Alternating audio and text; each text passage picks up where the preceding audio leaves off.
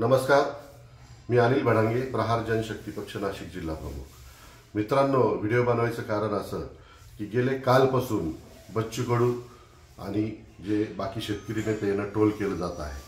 मित्रांनो, माननीय बच्चू कडू साहेब गेले 8 महिन्यापासून शेतकऱ्यांना कर्जमुक्तीसाठी जीवाचं रान करत आहे।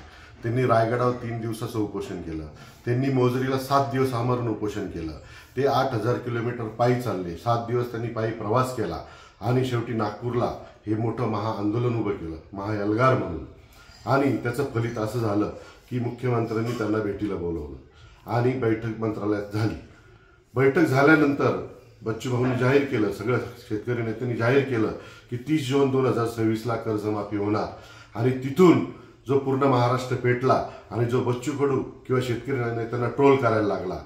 मला असं सांगायचं आहे, हे जे कोणी ट्रोल करणार आहे, हे जे कमेंट करणार आहे, सगळ्यात महत्त्वाचं एक ते शेतकऱ्यांचे पुत्र नसतील किंवा याच्यातला एकही व्यक्ती त्या आंदोलनाला आलेला नसणार आहे। यांना फक्त मोबाईलमध्ये एक प्रसिद्धी स्टंट किंवा रील फेमस झाला पाहिजे किंवा काहीतरी टाइमपास म्हणून कमेंट करायच्या आणि एखाद्या नेत्याला बदनाम करायचं काम करत आहे।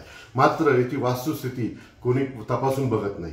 हा दिनक्रम कसा झाला, 3 दिवस नागपूरला आंदोलन चाललं, त्या आंदोलनात काय घडलं, मुख्यमंत्री देवेंद्र फडणवीसांनी एक चाल केली, मात्र या प्रत्येक चालीला बच्चू कडू, राजू शेट्टी असेल, महादेव जानकर असेल, डॉक्टर अजित नवले असतील, रवी तुपकर असेल, वामनराव चटप असतील किंवा आपले गुरुजी असतील, या सर्वांनी कसं यांच्या चालीला मारलं आणि ते आंदोलन पुढे चालू ठेवलं, याचा कोणी विचारही केला नसेल किंवा हे कोणी बघायलाही नव्हतं। मात्र फक्त काहीतरी ऐकायचं आणि सोशल मीडियावर कमेंट करायच्या आणि बदनाम करायचं, हे काम या अशा नेटकऱ्यांचं आहे ज्यांना घरात कुत्र सुद्धा विचारत नाही, ज्यांचे खायचे हाल असतात आणि ज्यांना शेतीचा लवलेशही नसतो। मात्र ह्या सगळ्या प्रकारामध्ये तो एक कोणता सावळे पाटील आहे जो स्वतःला शेतकरी पुत्र म्हणतो आणि रीलवर त्याच्या लाखो व्ह्यू असतात आणि तो आता सध्या म्हणून राहिला का बच्चू कडू मला मारायची धमकी देता। अरे साबळे पाटील, मी तुला सांगतो, तू एखाद्या लाखाची औलाद आहे का तू एखादा मोठा स्टार आहे का तू एखादा गुंड आहे का तुला बच्चू कडू मारायची धमकी देतील? अरे कमीत कमी बच्चू कडून प्रश्न विचारताना तू त्या परिस्थितीचा कधी अभ्यास केलाय का? तू 3 दिवस त्या नागपूरला आला होता का आंदोलनाला?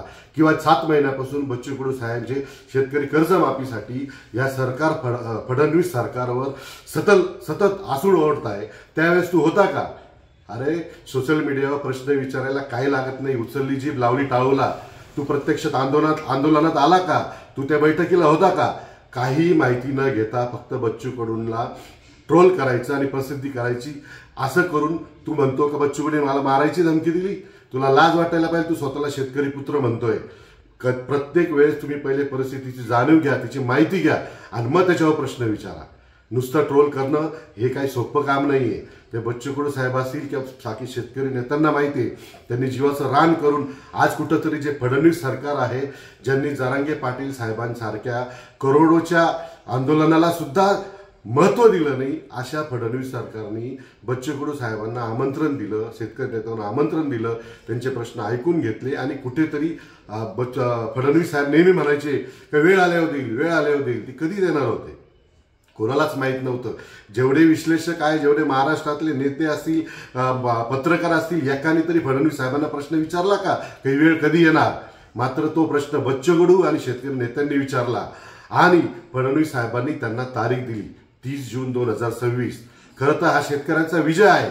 मला माझ्या माहितीनुसार गेले 2 वर्ष झाले कर्जमाफी किंवा फडणवीस सरकारने त्यांच्या अजेंड्यामध्ये दिलं होतं का आम्ही 7/12 कोरा करू, मात्र आजपर्यंत याच्यावर कोणी त्यांना प्रश्न विचारले नाही आणि त्यांनी उत्तर पण दिलं नाही।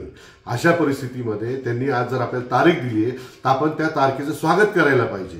आणि जे काय म्हणता ना, मार्चमध्ये तुमची सक्तीची कर्ज वसुली होईल, आपल्याला नवं जुनं करावं लागतं।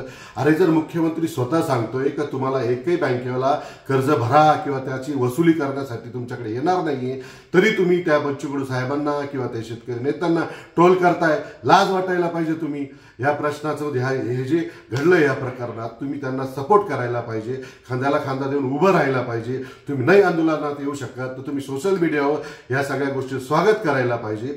असं न करता तुम्ही फक्त आणि फक्त ट्रोल करताय, लाज वाटायला पाहिजे तुम्ही स्वतःला शेतकरी पुत्र म्हणत असाल तर। माझं हेच म्हणणं आहे की हे तुम्हाला जर सगळं करायचं असेल तर तुम्ही त्याची माहिती घ्या आणि मग कमेंट करा किंवा रील बनवा. जय हिंद, जय महाराष्ट्र, जय प्रहार.